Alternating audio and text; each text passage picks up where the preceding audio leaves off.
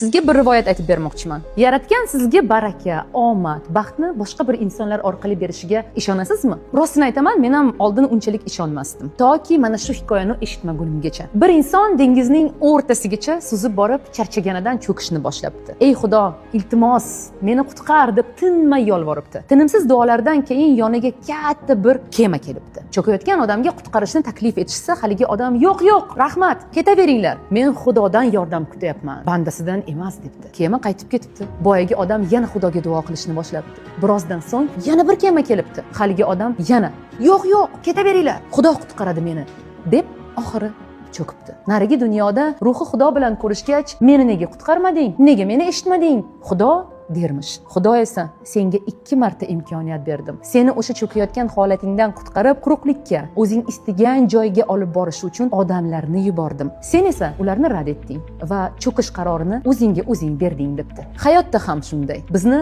hozirgi holatimizdan yangi bosqichga olib chiqish uchun yaratgan bizga ko'p yaxshi insonlarni duch qiladi. Biz esa ba'zan ularni ilg'amaymiz. Ba'zan esa o'zimiz ular bilan yangi manzilga ketishni istamaymiz. Lekin bir haqiqat bor. Hayotimizga omad, baraka, baxt ham